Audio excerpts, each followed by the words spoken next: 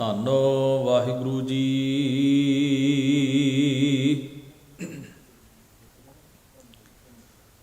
ਇੱਕ ਓੰਕਾਰ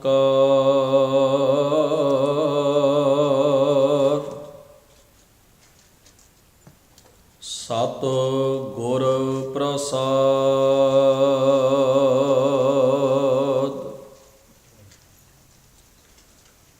ਰਾਗ ਆਸਾ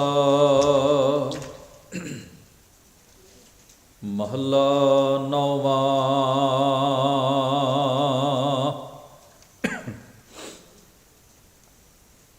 ਬਿਰਥਾ ਕਹਉ ਕੌਣ ਸਿਉ ਮਨ ਕੀ,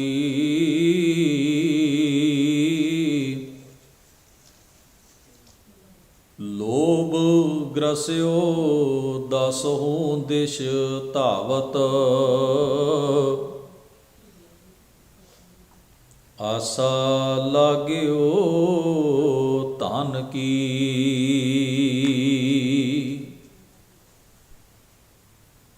ਬਿਰਥਾ ਕਹਉ ਕੌਣ ਸਿਉ ਮਨ ਕੀ।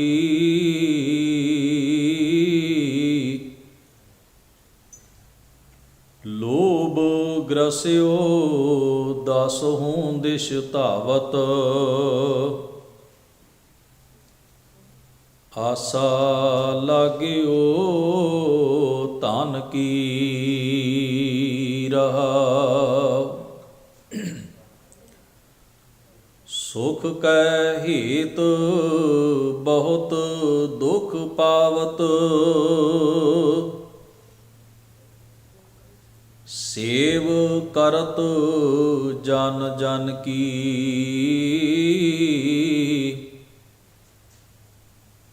ਦੁਆਰ ਹੈ ਦੁਆਰ ਸਵਾਨ ਜਿਉ ਡੋਲਤ। ਨਹ ਸੁਧ ਰਾਮ ਭਜਨ ਕੀ,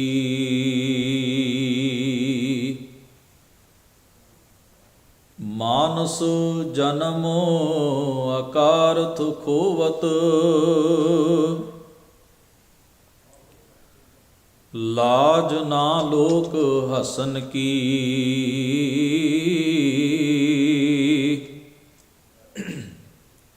ਨਾਨਕ ਹਰ ਜਸ ਕਿਉ ਨਹੀਂ ਗਾਵਤ।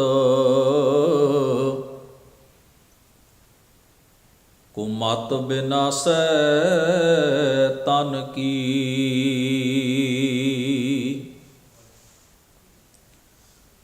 ਮਾਨਸ ਜਨਮ ਅਕਾਰਥ ਖੋਵਤ। ਲਾਜ ਨਾ ਲੋਕ ਹਸਨ ਕੀ,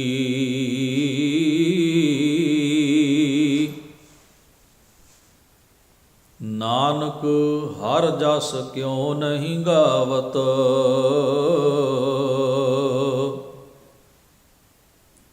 ਕੁਮਤ ਬਿਨਾਸੈ ਤਨ ਕੀ। ਵਾਹਿਗੁਰੂ ਜੀ ਕਾ ਖਾਲਸਾ, ਵਾਹਿਗੁਰੂ ਜੀ ਕੀ ਫਤਿਹ। ਸਤਿਗੁਰੂ ਗੁਰੂ ਗ੍ਰੰਥ ਸਾਹਿਬ ਮਹਾਰਾਜ ਪਾਤਸ਼ਾਹ ਦੇ ਸਜੇ ਹੋਏ ਪਾਵਨ ਦਰਬਾਰ ਦੀਆਂ ਹਾਜ਼ਰੀਆਂ ਭਰ ਰਹੀ ਗੁਰੂ ਸਵਾਰੀ ਸਾਧ ਸੰਗਤ ਜੀਓ, ਬੜੇ ਪ੍ਰੇਮ ਇਕਾਗਰਤਾ ਸਹਿਤ ਆਪ ਜੀ ਨੇ ਗੁਰੂ ਸਵਾਰਿਆਂ ਪਾਸੋਂ ਮਹਾਰਾਜ ਦੀ ਪਾਵਨ ਬਾਣੀ ਦੇ ਪਾਠ ਅਤੇ ਕੀਰਤਨ ਸ਼ਰਵਣ ਕੀਤੇ ਹਨ। ਸਤਿਗੁਰੂ ਗੁਰੂ ਤੇਗ ਬਹਾਦਰ ਮਹਾਰਾਜ ਜੀ ਦਾ ਉਚਾਰਨ ਕੀਤਾ ਹੋਇਆ ਪਾਵਨ ਸ਼ਬਦ ਗੁਰੂ ਗ੍ਰੰਥ ਸਾਹਿਬ ਮਹਾਰਾਜ ਦੇ ਅੰਕ ਨੰਬਰ 411 ਉੱਪਰ ਰਾਗ ਆਸਾ ਦੇ ਵਿੱਚ ਉਚਾਰਨ ਕੀਤਾ ਹੋਇਆ ਸਤਿਗੁਰੂ ਜੀ ਦਾ ਇਹ ਸ਼ਬਦ ਆਪ ਜੀ ਨੇ ਸ਼ਰਵਣ ਕੀਤਾ ਹੈ। ਆਸਾ ਰਾਗ ਦੇ ਵਿੱਚ ਗੁਰੂ ਤੇਗ ਬਹਾਦਰ ਸਾਹਿਬ ਮਹਾਰਾਜ ਦਾ ਕੇਵਲ ਇੱਕੋ ਹੀ ਸ਼ਬਦ ਦਰਜ ਹੈ। ਇਸ ਸ਼ਬਦ ਦੇ ਉੱਪਰ ਸਤਿਗੁਰੂ ਜੀ ਨੇ ਸੰਖੇਪ ਮੰਗਲਾਚਰਨ ਦਰਜ ਕੀਤਾ ਹੈ। ਇੱਕ ਓੰਕਾਰ ਸਤਿ ਗੁਰ ਪ੍ਰਸਾਦ। ਇੱਕ ਗੱਲ ਬੜੀ ਧਿਆਨ ਦੇਣ ਯੋਗ ਹੈ, ਜਿਹੜੇ ਗੁਰੂ ਕੀ ਸੰਗਤ ਵਿੱਚੋਂ ਮਾਈ ਭਾਈ ਆਪ ਬਾਣੀ ਦਾ ਪਾਠ ਕਰਦੇ ਨੇ, ਇਸ ਸਤਿਗੁਰੂ ਦੀ ਮੁਬਾਰਕ ਬਾਣੀ ਦੇ ਵਿੱਚ 4 ਕਰੂਪਾਂ ਦੇ ਵਿੱਚ ਜਿਹੜਾ ਮੰਗਲਾਚਰਨ ਹੈ ਉਹ ਦਰਜ ਹੈ। ਇੱਕ ਓੰਕਾਰ ਤੋਂ ਲੈ ਕੇ ਗੁਰਪ੍ਰਸਾਦ ਤੱਕ ਕੁੱਲ 33 ਵਾਰ ਆਉਂਦਾ ਹੈ। ਇੱਕ ਓੰਕਾਰ ਸਤਿਗੁਰ ਪ੍ਰਸਾਦ ਬਹੁਤਾਤ ਵਾਰ ਆਉਂਦਾ ਹੈ। ਇੱਕ ਓੰਕਾਰ ਸਤਿਨਾਮ ਕਰਤਾ ਪੁਰਖ ਗੁਰਪ੍ਰਸਾਦ ਇਤਿਆਦਿ ਕੁੱਲ 4 ਰੂਪ। ਤੇ ਸਤਿਗੁਰੂ ਮਹਾਰਾਜ ਨੇ ਜਿੱਥੇ ਵੀ ਕੋਈ ਵਿਸ਼ੇਸ਼ ਬਾਣੀ ਆਰੰਭ ਹੁੰਦੀ ਹੈ ਜਾਂ ਕਿਸੇ ਵੀ ਸਤਿਗੁਰੂ ਸਾਹਿਬਾਨ ਦੀ ਬਾਣੀ ਜਾਂ ਭਗਤ ਸਾਹਿਬਾਨਾਂ ਦੀ ਬਾਣੀ ਆਰੰਭ ਹੁੰਦੀ ਹੈ, ਅੱਗੇ ਜਾ ਕੇ ਭੱਟਾਂ ਦੇ ਸਵਈਏ ਵੀ ਜਿੱਥੇ ਆਰੰਭ ਹੁੰਦੇ ਨੇ, ਹਰ ਜਗ੍ਹਾ ਦੇ ਉੱਤੇ ਸਤਿਗੁਰੂ ਮਹਾਰਾਜ ਨੇ ਮੰਗਲਾਚਰਨ ਦਰਜ ਕੀਤਾ ਹੈ। ਇਸ ਦੇ 2 ਭਾਵ ਹਨ। ਇੱਕ ਤਾਂ ਇਹ ਵੀ ਮੰਗਲਾਚਰਨ ਭਾਰਤੀ ਕਲਚਰ ਵਿੱਚ ਅਤੇ ਹੋਰ ਵੀ ਜਿਹੜੇ ਸਾਮੀ ਕਲਚਰ ਨੇ, ਤਕਰੀਬਨ ਸਭਨਾਂ ਦੇ ਵਿੱਚ ਜਦੋਂ ਕੋਈ ਗੱਲ ਆਰੰਭ ਕੀਤੀ ਜਾਂਦੀ ਹੈ ਕਿਸੇ ਵਿਸ਼ੇ ਦੇ ਬਾਬਤ, ਤਾਂ ਸਭ ਤੋਂ ਪਹਿਲਾਂ ਆਪਣੇ ਇਸ਼ਟ ਨੂੰ, ਆਪਣੇ ਮਾਲਕ ਨੂੰ ਯਾਦ ਕੀਤਾ ਜਾਂਦਾ ਹੈ। ਇਹਦੀ ਮੈਂ ਇੱਕ ਉਦਾਹਰਣ ਹੋਰ ਦਿੰਦਾ ਹਾਂ। ਅੱਜ ਭਾਵੇਂ ਚਲਨ ਬਹੁਤ ਘਟ ਗਿਆ ਹੈ, ਜਦੋਂ ਚਿੱਠੀਆਂ ਲਿਖਣ ਦਾ ਰਿਵਾਜ ਸੀ, ਦੁੱਖ ਸੁੱਖ ਦੇ ਸੁਨੇਹੇ ਲੋਕ ਚਿੱਠੀਆਂ ਦੇ ਰਾਹੀਂ ਭੇਜਦੇ ਸਨ, ਰੁੱਕਿਆਂ ਦੇ ਰਾਹੀਂ ਭੇਜਦੇ ਸਨ, ਤਾਂ ਵੀ ਉੱਤੇ ਉਹ ਇੱਕ ਓੰਕਾਰ ਜਾਂ ਇੱਕ ਓੰਕਾਰ ਸਤਿਗੁਰ ਪ੍ਰਸਾਦ ਜ਼ਰੂਰ ਲਿਖਦੇ ਸਨ। ਇਹ ਸਾਡੇ ਲਿਖਣ ਦਾ ਢੰਗ ਵੀ ਹੈ ਵੀ ਅਸੀਂ ਕੋਈ ਗੱਲ ਆਰੰਭ ਕਰਨ ਤੋਂ ਪਹਿਲਾਂ ਆਪਣੇ ਮਾਲਕ ਪਰਮੇਸ਼ਰ ਨੂੰ ਯਾਦ ਕਰਦੇ ਹਾਂ। ਅੱਜ ਭਾਵੇਂ ਪੱਛਮੀ ਕਲਚਰ ਦੇ ਪ੍ਰਭਾਵ ਥੱਲੇ ਅਸੀਂ ਆਪਣੇ ਉਹਨਾਂ ਸ਼ਬਦਾਂ ਨੂੰ ਤਿਲਾਂਜਲੀ ਦੇ ਰਹੇ ਹਾਂ, ਪਰ ਤੁਸੀਂ ਵੇਖੋਗੇ ਹਰ ਮਜ਼ਹਬ ਦੇ ਲੋਕ ਜਦੋਂ ਇੱਕ ਦੂਜੇ ਨੂੰ ਮਿਲਦੇ ਨੇ ਤਾਂ ਉਹ ਇੱਕ ਦੂਜੇ ਨੂੰ ਮਿਲਦੇ ਸਾਰ ਹੀ ਕਿਸੇ ਨਾ ਕਿਸੇ ਰੂਪ ਵਿੱਚ ਆਪਣੇ ਪਰਮੇਸ਼ਰ ਨੂੰ ਆਪਣੀ ਸ਼ਬਦਾਵਲੀ ਵਿੱਚ ਯਾਦ ਕਰਦੇ ਨੇ। ਕੋਈ ਅੱਲਾ ਹਾਫਿਜ਼ ਆਖੇਗਾ, ਕੋਈ ਸਲਾਮ ਅਲੈਕੁਮ ਆਖੇਗਾ, ਕੋਈ ਰਾਮ ਰਾਮ ਆਖੇਗਾ, ਕੋਈ ਰੱਬ ਨੂੰ ਯਾਦ ਕਰੇਗਾ, ਕੋਈ ਰੱਬ ਰਾਖਾ ਆਖੇਗਾ। ਅਸੀਂ ਫਤਿਹ ਦੀ ਸਾਂਝ ਕਰਦੇ ਹਾਂ, ਜਾਨੀ ਕਿ ਸਾਡੇ ਹਰ ਕਾਰਜ ਦੀ ਸ਼ੁਰੂਆਤ ਜਿਹੜੀ ਹੈ ਉਹ ਆਪਣੇ ਇਸ਼ਟ ਪਰਮੇਸ਼ਰ ਨੂੰ ਯਾਦ ਕਰਕੇ ਉਹਨੂੰ ਸਮਰਪਿਤ ਹੋ ਕੇ ਕੀਤੀ ਜਾਂਦੀ ਹੈ। ਲਿਖਾਰੀ ਜਿਸ ਵੇਲੇ ਆਪਣੀਆਂ ਲਿਖਤਾਂ ਆਰੰਭ ਕਰਦੇ ਨੇ ਤੇ ਸਭ ਤੋਂ ਪਹਿਲਾਂ ਉਹ ਆਪਣੇ ਇਸ਼ਟ ਨੂੰ, ਆਪਣੇ ਪਰਮੇਸ਼ਰ ਨੂੰ ਯਾਦ ਕਰਦੇ ਨੇ ਤੇ ਉਹਦੇ ਬਾਬਤ ਕੁਝ ਸ਼ਬਦ ਜਿਹੜੇ ਨੇ ਸਭ ਤੋਂ ਪਹਿਲਾਂ ਲਿਖਦੇ ਨੇ।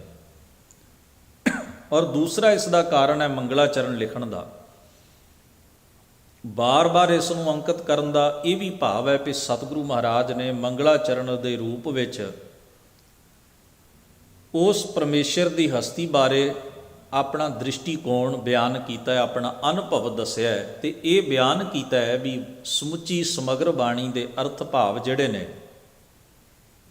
ਉਹ ਮੰਗਲਾਚਰਨ ਦੇ ਇਸ ਭਾਵ ਤੋਂ ਦੁਰੇਡੇ ਨਹੀਂ ਜਾਣੇ ਚਾਹੀਦੇ। ਪੜ੍ਹਨ ਵਾਲਾ ਇਹ ਸਮਝ ਲਵੇ ਵੀ ਇਸ ਮੰਗਲਾਚਰਨ ਵਿੱਚ ਜੋ ਰਸਤਾ ਦਿੱਤਾ ਗਿਆ ਹੈ, ਇਸ ਰਸਤੇ 'ਤੇ ਚੱਲਦਿਆਂ ਹੋਇਆਂ ਹੀ ਬਾਣੀ ਦੇ ਅਰਥ ਭਾਵ ਨੂੰ ਸਮਝਣ ਦਾ ਯਤਨ ਕਰਨਾ ਹੈ।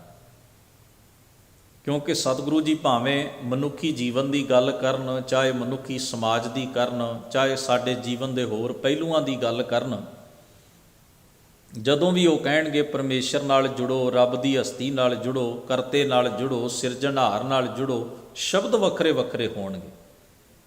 ਕਿਤੇ ਕਹਿਣਗੇ ਹਰੀ ਦੀ ਭਗਤੀ ਕਰੋ, ਕਿਤੇ ਕਹਿਣਗੇ ਰਾਮ ਭਗਤ ਕਰੋ, ਕਿਤੇ ਕਹਿਣਗੇ ਕਰਤੇ ਨਾਲ ਜੁੜੋ। ਸ਼ਬਦ ਕੋਈ ਵੀ ਹੋਵੇ, ਭੁਲੇਖਾ ਨਹੀਂ ਪੈਣਾ ਚਾਹੀਦਾ ਕੌਣ ਹੈ ਹਰੀ, ਕੌਣ ਹੈ ਰਾਮ, ਕੌਣ ਹੈ ਕਰਤਾ, ਕੌਣ ਹੈ ਭਗਵਾਨ, ਕੌਣ ਹੈ ਪਰਮੇਸ਼ਰ। ਉਹ ਪ੍ਰਭੂ ਜੋ ਇੱਕ ਹੈ ਤੇ ਇੱਕ ਰਸ ਸਮੁੱਚੀ ਕਾਇਨਾਤ ਦੇ ਵਿੱਚ ਵਿਆਪਕ ਹੈ, ਜਿਸ ਦੀ ਹੋਂਦ ਸੱਤ ਹੈ, ਸਦੀਵ ਕਾਲ, ਜਿਸ ਦੇ ਪ੍ਰਸਾਦ, ਜਿਸ ਗੁਰੂ ਦੀ ਬਖਸ਼ਿਸ਼ ਦੇ ਨਾਲ ਜਿਸ ਦੀ ਸੋਝੀ ਜੀਵਨ ਨੂੰ ਹੁੰਦੀ ਹੈ।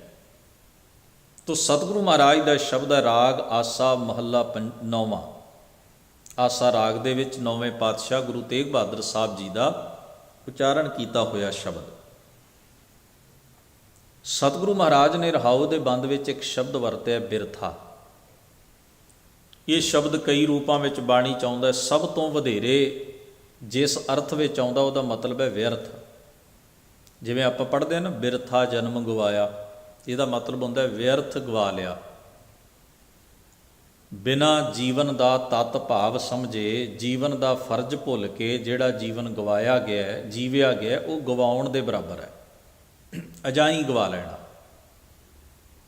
ਪਰ ਇੱਥੇ ਇਸ ਦਾ ਭਾਵ ਹੋਰ ਹੈ। ਇੱਥੇ ਬਿਰਥਾ ਦਾ ਮਤਲਬ ਹੈ, ਸੰਸਕ੍ਰਿਤ ਦਾ ਸ਼ਬਦ ਹੈ, ਇਹਦਾ ਮਤਲਬ ਹੈ ਵਿਥਾ, ਭਾਵ ਕੁਝ ਕਹਿਣਾ। ਉਹ ਕਹਿਣਾ ਜਿਸ ਵਿੱਚ ਕੋਈ ਪੀੜਾ ਹੋਵੇ, ਕੋਈ ਦਰਦ ਹੋਵੇ, ਕੋਈ ਦੁੱਖ ਹੋਵੇ। ਜਦੋਂ ਆਪਣੀ ਤਕਲੀਫ ਨੂੰ, ਆਪਣੇ ਦੁੱਖ ਨੂੰ, ਆਪਣੀ ਪੀੜਾ ਨੂੰ, ਆਪਣੀ ਕਿਸੇ ਮੁਸ਼ਕਲ ਨੂੰ, ਅਸੀਂ ਕਿਸੇ ਮੁਸ਼ਕਲ ਹਾਲਾਤ ਵਿੱਚ ਹਾਂ ਤੇ ਉਸ ਤਕਲੀਫ ਦੇ ਹਾਲਾਤ ਨੂੰ ਬਿਆਨ ਕਰਨਾ ਹੋਵੇ, ਕਹਿਣਾ ਹੋਵੇ, ਉਸ ਨੂੰ ਕਿਹਾ ਜਾਂਦਾ ਹੈ ਵਿਥਾ।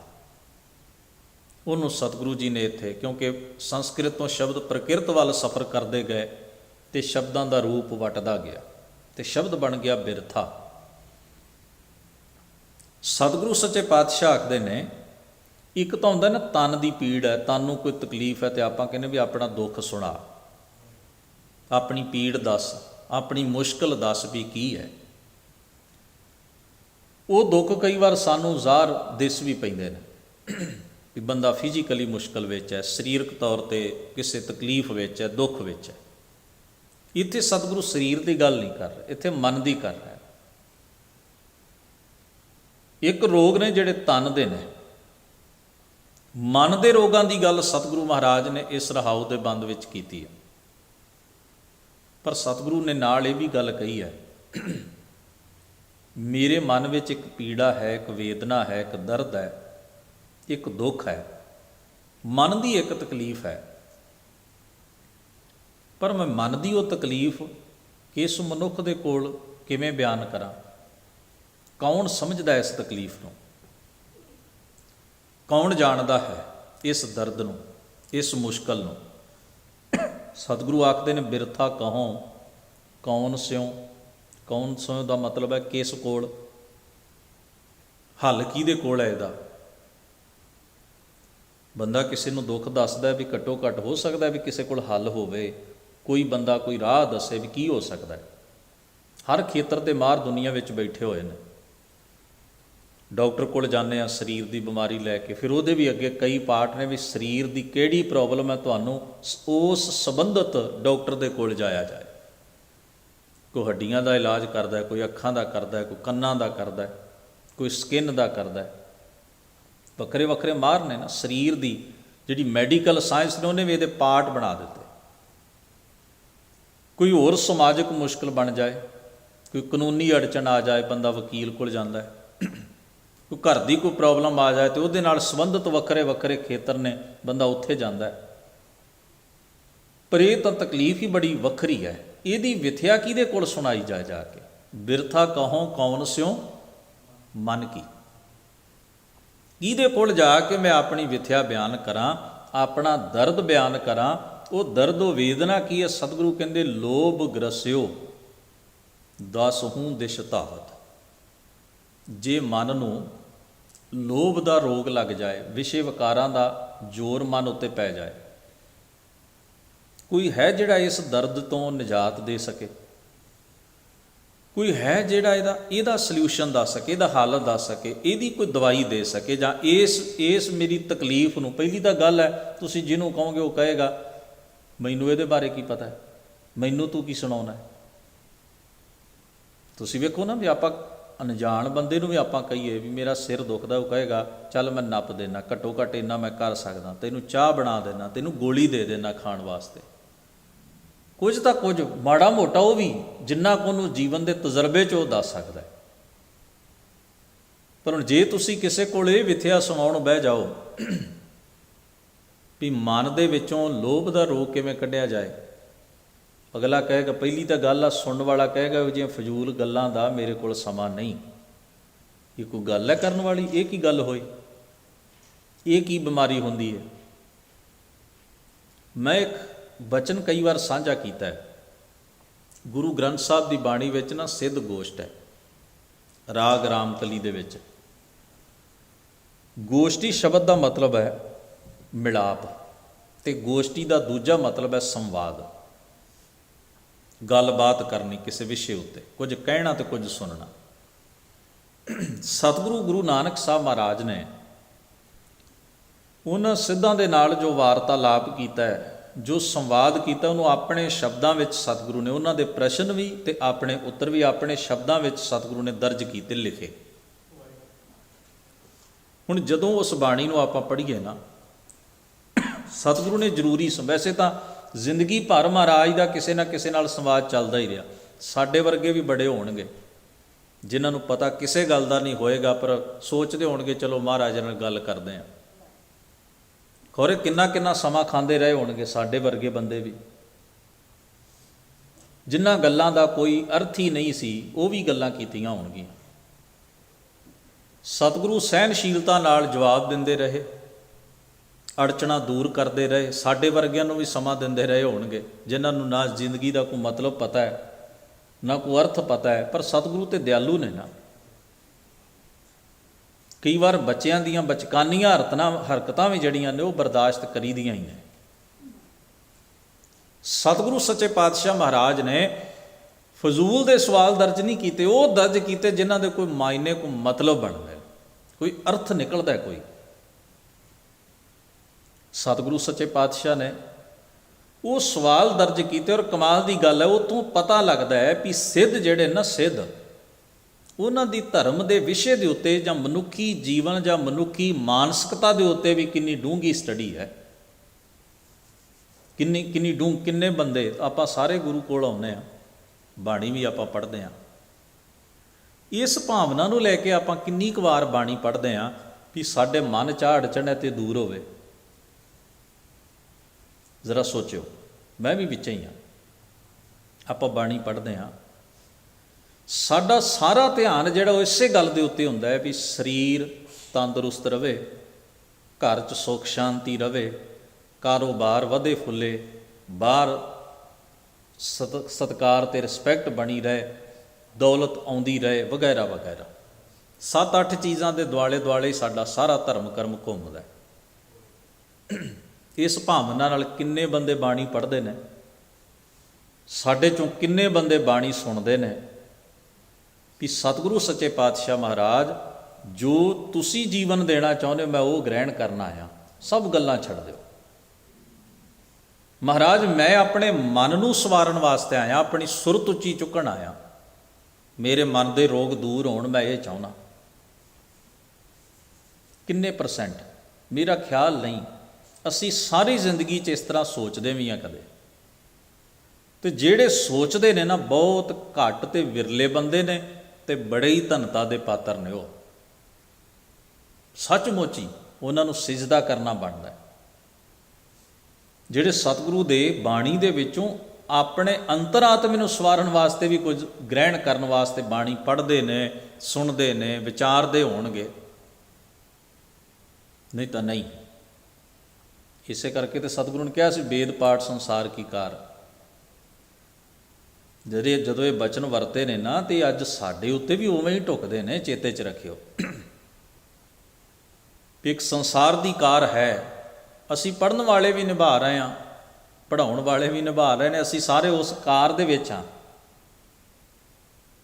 ਉਹ ਇੱਕ ਸਮਾਜਿਕ ਤਾਣਾ ਬਾਣਾ ਉਹਦੇ ਵਿੱਚ ਵੱਜੇ ਹੋਏ ਆ।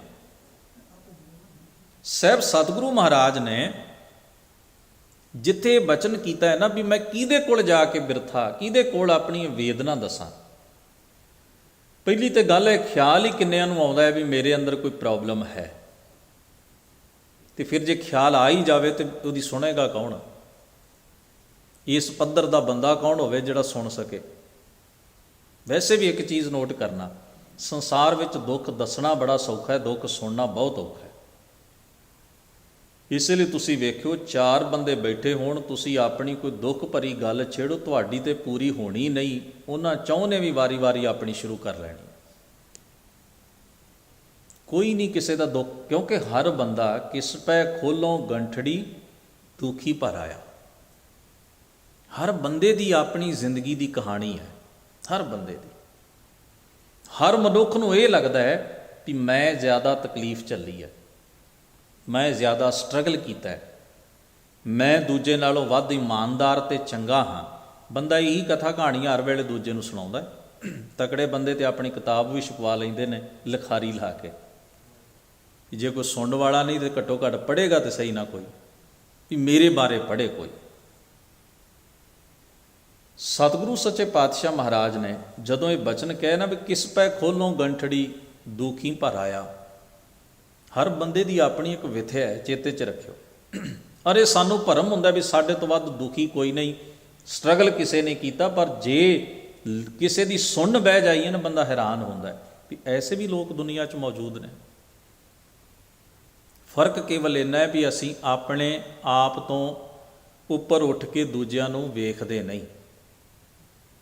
ਜੇ ਵੇਖਦੇ ਹਾਂ ਤਾਂ ਕੇਵਲ ਜਲਨ ਕਰਨ ਵਾਸਤੇ, ਈਰਖਾ ਕਰਨ ਵਾਸਤੇ। ਇਸ ਤੋਂ ਵੱਧ ਅਸੀਂ ਦੂਸਰੇ ਨੂੰ ਤੱਕਦੇ ਨਹੀਂ। ਜੇ ਇਸ ਤੋਂ ਬਿਨਾਂ ਵੀ ਤੱਕਣ ਦੀ ਕੋਸ਼ਿਸ਼ ਕਰੀਏ ਨਾ, ਤੇ ਸਾਨੂੰ ਸਾਡਾ ਸਾਰਾ ਵਕਤ ਸ਼ੁਕਰ ਕਰਦਿਆਂ ਹੀ ਲੰਘ ਜਾਏ। ਇਹ ਮੇਰੇ ਵਾਹਿਗੁਰੂ, ਤੂੰ ਤਾਂ ਸਾਡੇ ਤੇ ਬੜੀਆਂ ਹੀ ਬਖਸ਼ਿਸ਼ਾਂ ਕੀਤੀਆਂ ਨੇ, ਅਸੀਂ ਤੇ ਕੁਝ ਹੋਰ ਹੀ ਸੋਚਦੇ ਰਹੇ, ਅਸੀਂ ਤੇ ਉਲਾਂਭਿਆਂ ਨਾਲ ਹੀ ਭਰੇ ਰਹੇ। ਹੁਣ ਸਤਿਗੁਰੂ ਮਹਾਰਾਜ ਕਹਿੰਦੇ ਵਿਥਿਆ ਕਿਹਨੂੰ ਸੁਣਾਵਾਂ, ਤੇ ਮੈਂ ਬਿਨਾਂ ਕਰ ਰਿਹਾ ਸਾਂ ਸਿੱਧ ਗੋਸ਼ਟ ਦੀ ਬਾਣੀ ਦੀ ਉਦਾਹਰਣ ਸਤਿਗੁਰੂ ਨੇ ਕਿੱਡੇ ਪਾਏਦਾਰ ਕੀਤੇ, ਉਹ ਦਰਜ ਕੀਤੇ, ਇਸ ਕਰਕੇ ਵੀ ਇਹ ਚੇਤਨਾ ਮਨੁੱਖ ਦੇ ਜੀਵਨ 'ਚ ਜ਼ਰੂਰ ਹੋਣੀ ਚਾਹੀਦੀ ਹੈ। ਜਦੋਂ ਕਹਿੰਦੇ ਮੈਣ ਕੇ ਦੰਤ ਕਿਉਂ ਖਾਈਐ ਸਾਰ, ਜਿਤ ਗਰਭ ਜਾਏ ਸੋ ਕਵਣ ਹਾਰ। ਮੋਮ ਦੇ ਦੰਦਾਂ ਨਾਲ ਲੋਹਾ ਕਿਵੇਂ ਚੱਬਿਆ ਜਾ ਸਕਦਾ ਹੈ। ਕਿੰਨੇ ਬੰਦਿਆਂ ਦੀ ਚੇਤਨਾ ਇਸ ਪੱਧਰ ਦੇ ਉੱਤੇ ਖੜੀ ਹੈ। ਕਿੰਨੇ ਬੰਦਿਆਂ ਦੀ ਸੁਰਤ ਜਿਹੜੀ ਇਸ ਗੱਲ ਨੂੰ ਮਹਿਸੂਸ ਕਰਦੀ ਹੈ ਵੀ ਜ਼ਿੰਦਗੀ ਦੇ ਮਸਲੇ ਦੇ ਵਿੱਚ ਹਉਮੈ ਬੜੀ ਵੱਡੀ ਰੁਕਾਵਟ ਬਣ ਜਾਂਦੀ ਹੈ। ਈਗੋ ਜੀਵਨ ਦੇ ਪੈਂਡੇ ਦੇ ਵਿੱਚ ਦਵੈਸ਼, ਲੋਭ ਇਤਿਆਦਿਕ ਵਕਾਰ ਬੜੀ ਵੱਡੀ ਰੁਕਾਵਟ ਬਣ ਕੇ ਜੀਵਨ ਨੂੰ ਦੁਖੀ ਕਰ ਦਿੰਦੇ ਨੇ।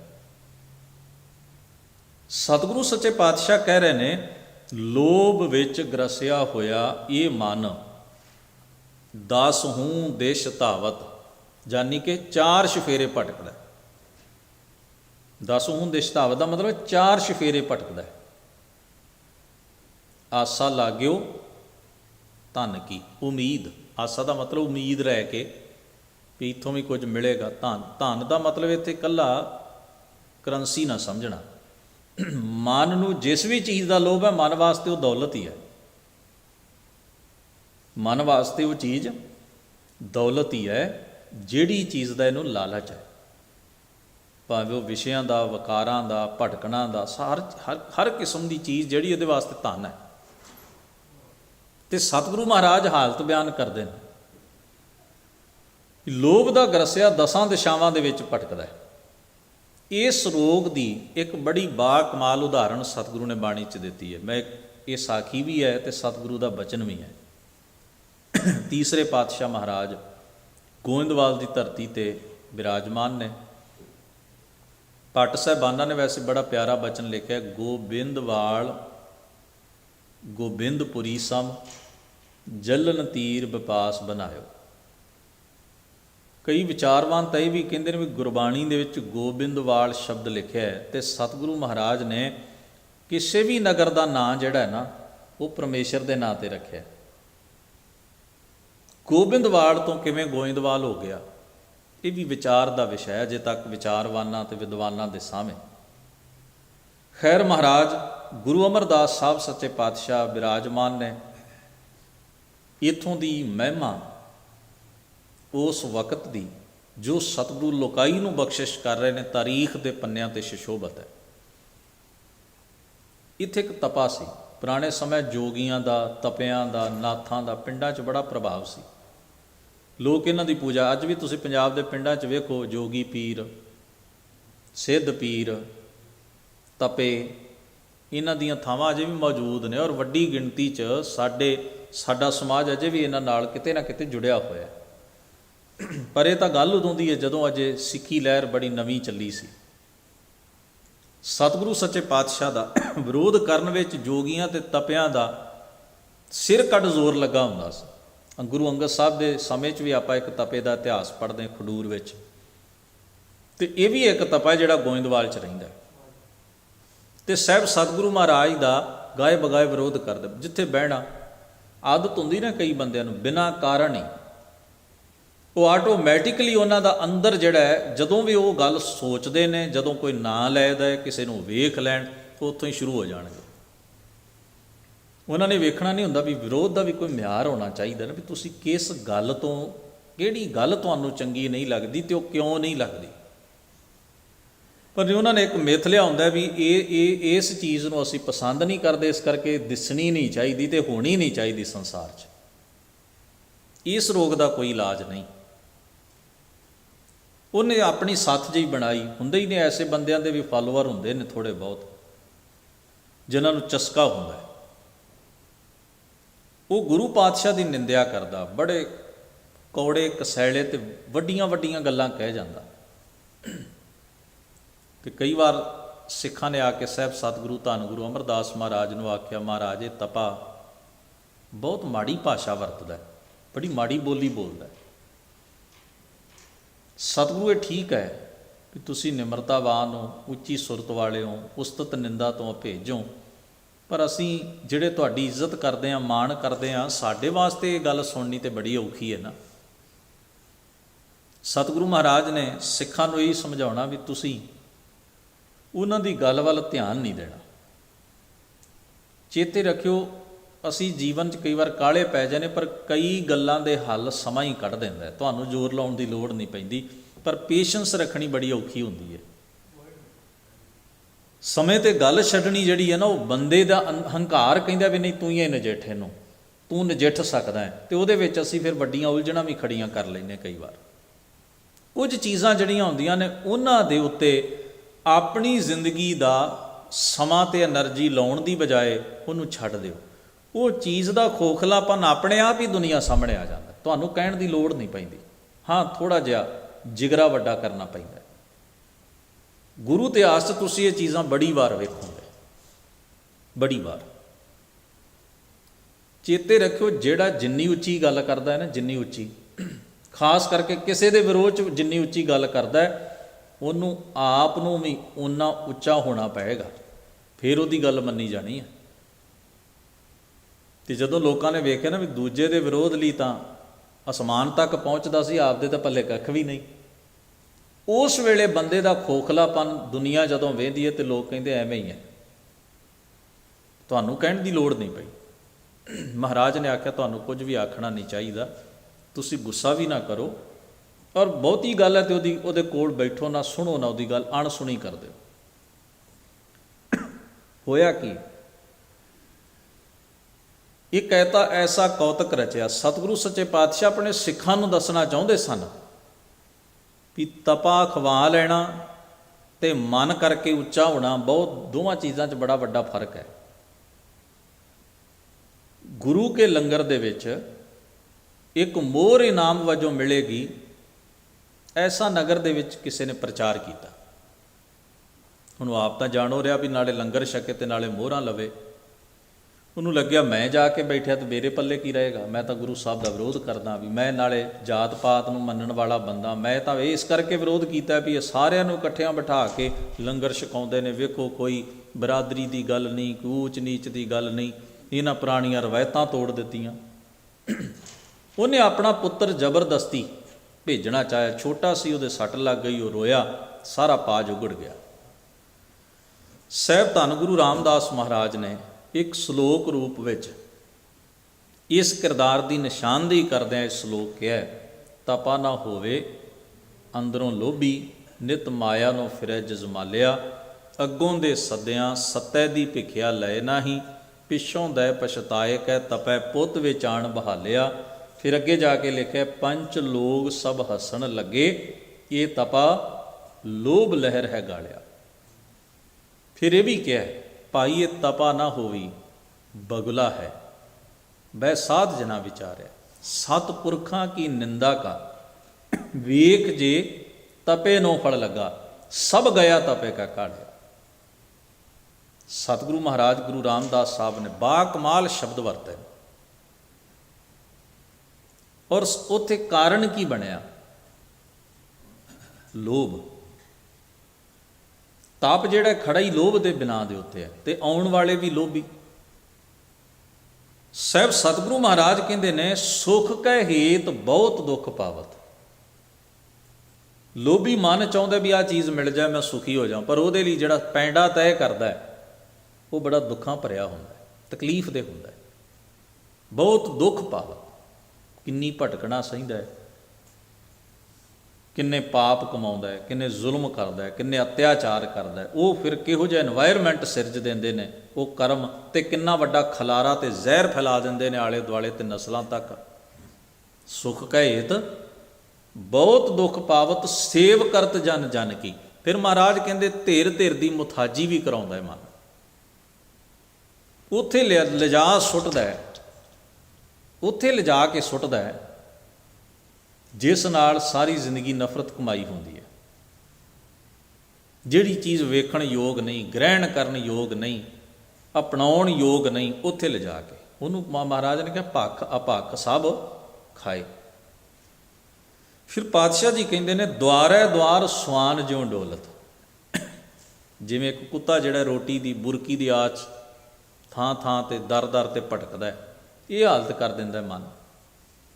ਮਨ ਦੀ ਇਹ ਦਸ਼ਾ, ਮਨ ਇੱਥੇ ਇੱਥੇ ਭਟਕਦਾ, ਉਹ ਖਿਆਲਾਂ 'ਚ ਪਰੋਇਆ ਰਹਿੰਦਾ ਹੈ। ਉਹ ਕੁਝ ਸੋਚਦਾ ਹੈ ਵੀ ਜਿਹੜਾ ਵਾਜਬ ਹੀ ਨਹੀਂ, ਕਥਿਆ ਹੀ ਨਹੀਂ, ਕਿਹਾ ਹੀ ਨਹੀਂ ਜਾ ਸਕਦਾ ਵੀ ਮਨ ਕਿੱਥੇ ਕਿੱਥੇ ਭਟਕਦਾ। ਜੇ ਉਹ ਗੱਲ ਬੰਦਾ ਆਪਣੀ ਜ਼ੁਬਾਨ ਤੋਂ ਕਹਿ ਦੇ, ਚੇਤੇ 'ਚ ਰੱਖੋ, ਮਨ ਦੀ ਦਸ਼ਾ ਮਹਾਰਾਜ ਕਹਿ ਰਹੇ ਨੇ ਵੀ ਇਹ ਤੁਸੀਂ ਦੱਸ ਸਕਦੇ ਹੋ ਕਿਸੇ ਨੂੰ। ਜਿੱਥੇ ਜਿੱਥੇ ਮਨ ਦੇ ਖਿਆਲ ਤੁਹਾਨੂੰ ਨੀਵਾਂ ਸੁੱਟ ਦਿੰਦੇ ਨੇ, ਜੇ ਉਹ ਗੱਲ ਤੁਸੀਂ ਜ਼ੁਬਾਨ ਤੋਂ ਕਹਿ ਦਿਓ ਤੇ ਤੁਹਾਡੀ ਜ਼ਿੰਦਗੀ ਦੇ ਪੱਲੇ ਕੱਖ ਨਾ ਰਹਿਣ ਦੇਵੇ ਕੋਈ। ਸਤਿਗੁਰੂ ਆਖਦੇ ਨੇ, ਦੁਆਰੈ ਦੁਆਰ ਸਵਾਨ ਜਿਉਂ ਡੋਲਤ ਨਹਿ ਸੁਧ ਰਾਮ ਭਜਨ ਕੀ। ਸੁਧ ਮਤਲਬ ਹੈ ਚੇਤਾ, ਖਿਆਲ, ਪਰਮੇਸ਼ਰ ਦੀ ਯਾਦ, ਉਹਦੇ ਗੁਣਾਂ ਦਾ ਕੋਈ ਖਿਆਲ ਨਹੀਂ ਰਹਿੰਦਾ ਇਹਨੂੰ ਇਸ ਵੇਲੇ। ਫਿਰ ਅਖੀਰ ਤੇ ਕਹਿੰਦੇ, ਮਾਨਸ ਜਨਮ ਅਕਾਰਥ ਖੋਵਤ। ਮਨੁੱਖਾ ਜ਼ਿੰਦਗੀ ਇਹ ਅਜਾਈਂ ਗਵਾਈ ਜਾ ਰਿਹਾ। ਲਾਜ ਨਾ ਲੋਕ ਹਸਨ ਕੀ। ਧਰਮ ਤਾਂ ਇਹਦੇ ਕੋਲ ਹੈ ਹੀ ਨਹੀਂ ਸੀ, ਸ਼ਰਮ ਹਿਆ ਵੀ ਨਹੀਂ ਰਹੀ।